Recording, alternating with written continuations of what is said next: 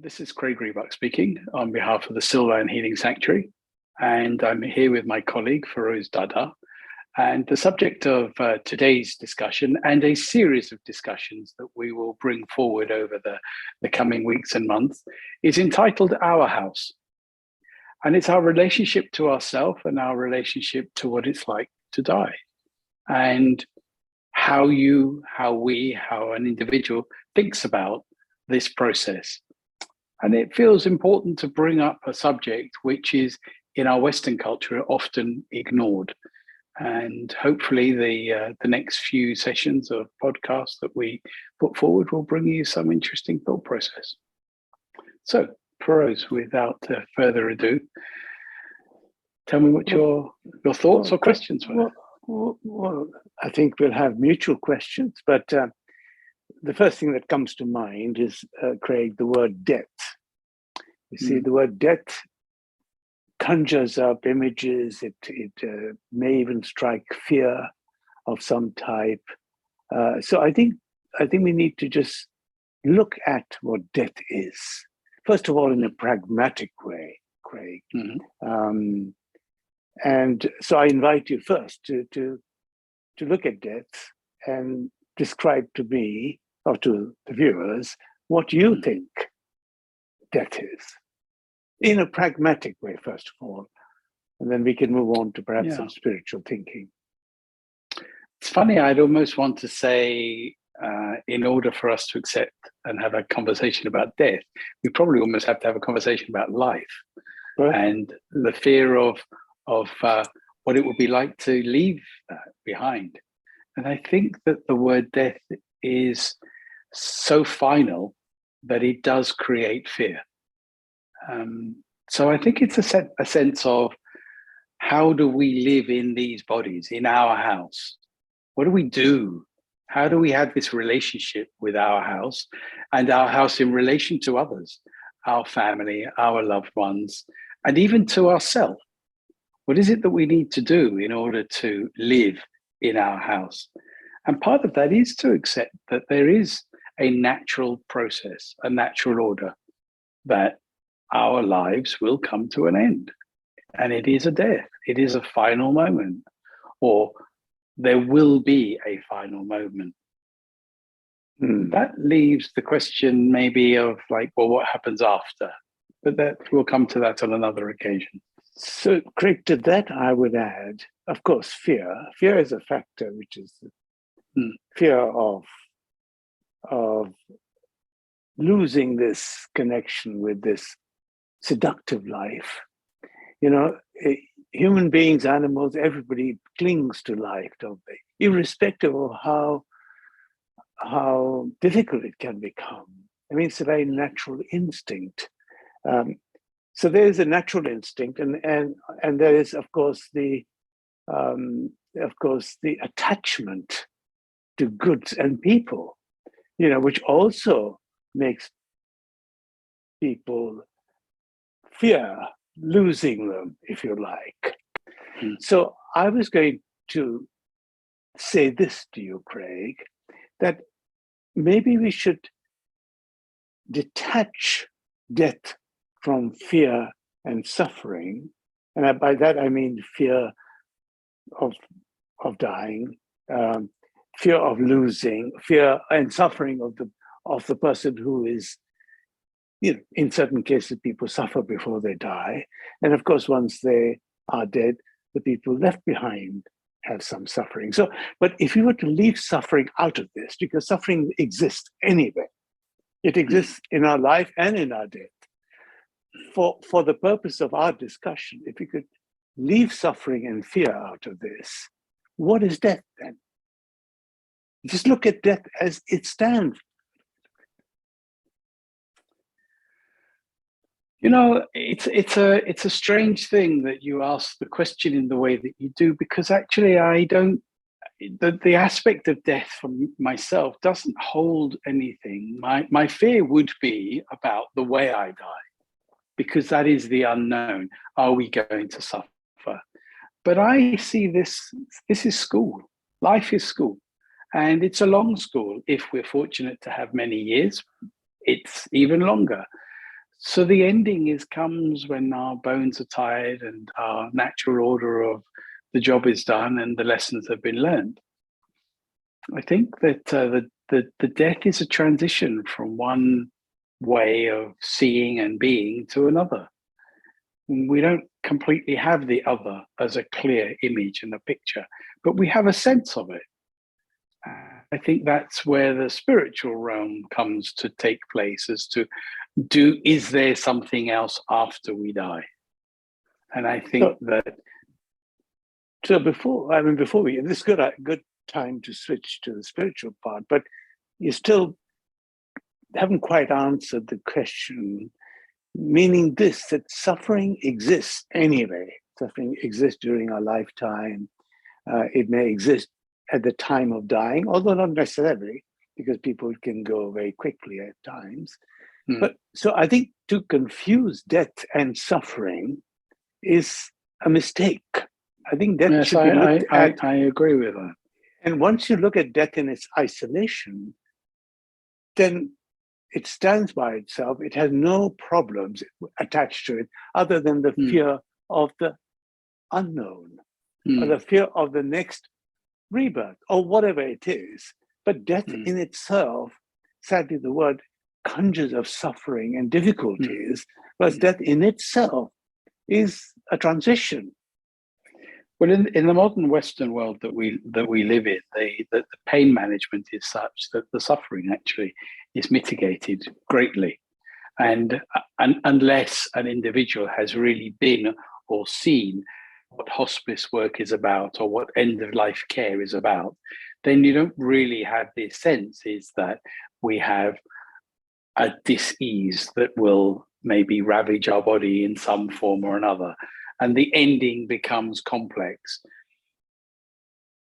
Whatever the ending is, there is a transitory moment, because there is the suffering, the death, and then there's after the death. And they are very different. They are separable, and we can discuss each aspect. But the actual death itself is a slipping out of the body. It's an ending. It's a releasing of a breath. It's actually very easy. It's a simple form of letting go.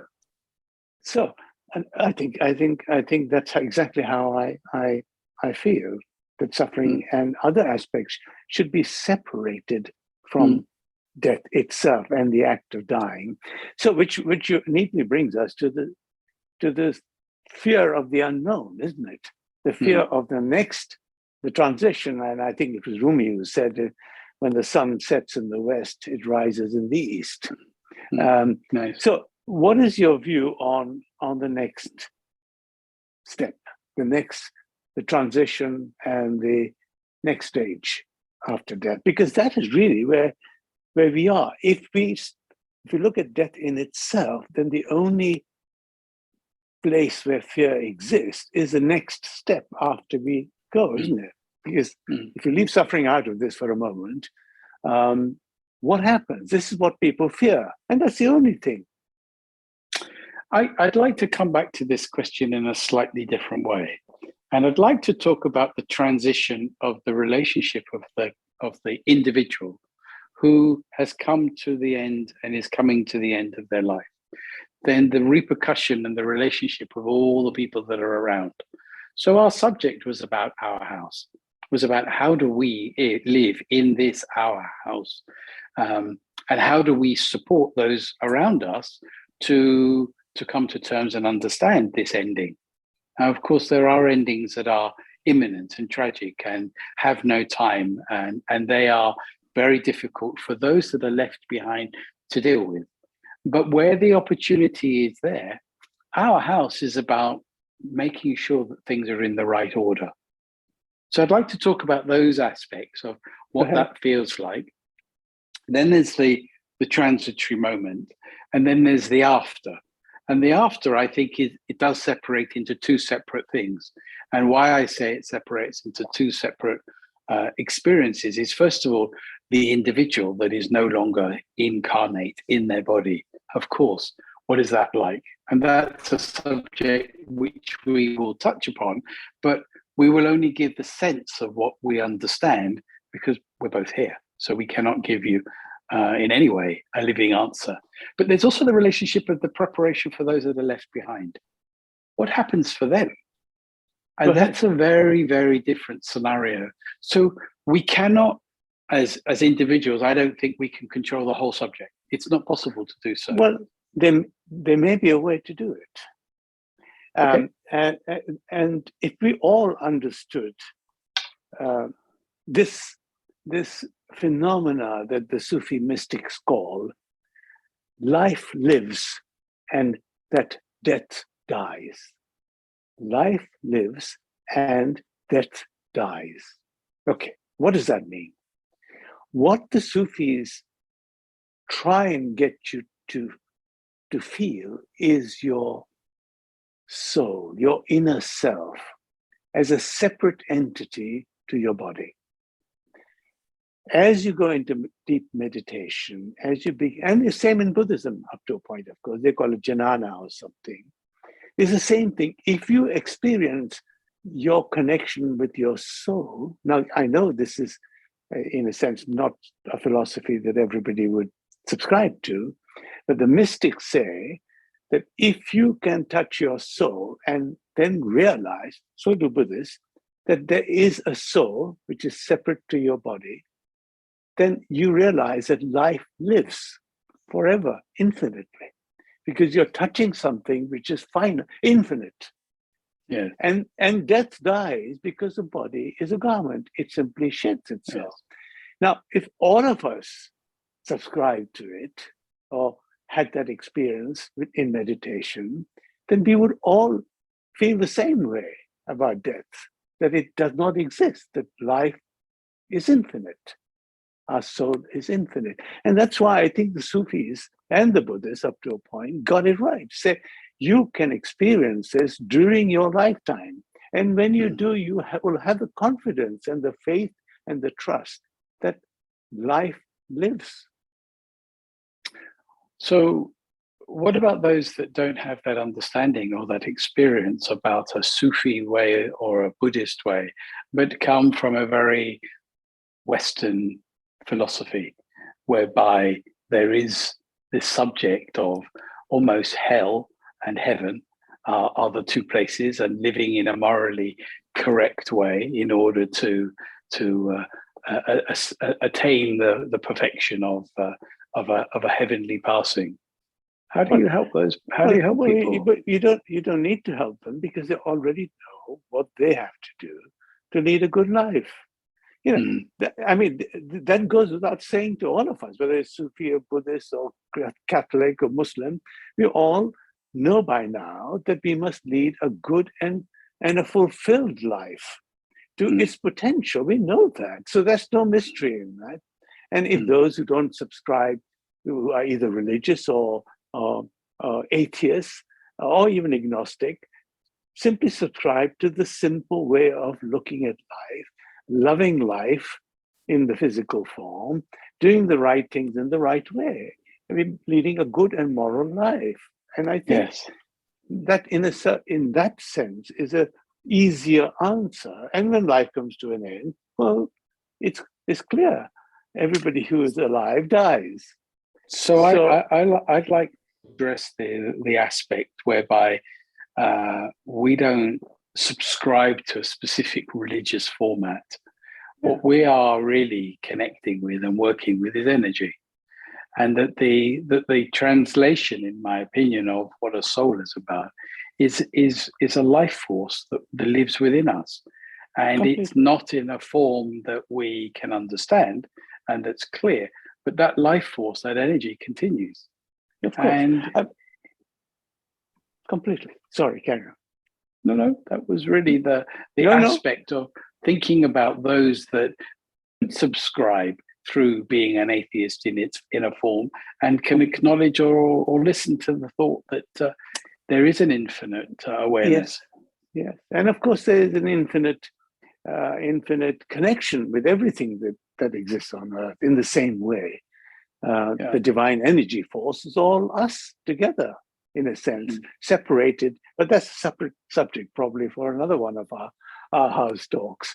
But yes, no, I agree with you entirely. Words, soul, spirit, all are interchangeable. Divine force, universal energy. I think you can use whatever word you wish. It doesn't matter. It is that force that is, you see, the difference between the person who does not, sorry, I rephrase this.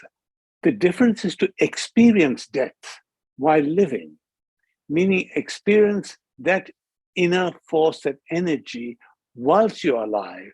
And that is, when you touch that force, you realize that force continues.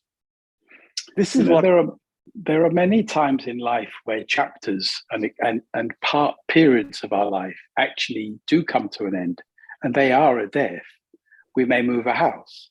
We may change from not being married to being married, to experience the ending of one particular way and an opening of something completely different. We may have children. We may not have had children, whatever those varying forms are. So there are experiences, but it's not necessarily seen as a death. Yeah. It's more seen as a transition from one step to another. But there is an ending. Oh, sure. And I'm simply saying, because I'm simply saying that from my spiritual perspective, it goes back to sort of a form of meditation or something, looking inside yourself to find that answer. But not just find the answer, but experience the answer. This is what I'm saying. And once you experience something, then you have that conviction. See, otherwise the words just flow, discussions take place. There's no mystery about living and dying. It's happening all the time. So, and if we could understand that truly, we would not be surprised or saddened by it in a way. But it isn't. You have to experience death in a sense while you're living. And then I think you begin to probably feel the force of this infinite energy. Okay. Well, I think that at that point, I think that we have come to the end of today's discussion. Maybe next time we can some of the practicalities of our house and thinking about our relationship to our families, our friends, our fellow man, both before and after, and the preparation of ourselves into our transition, into our moment of letting go. Well, wonderful to talk, Craig. Thank you very much.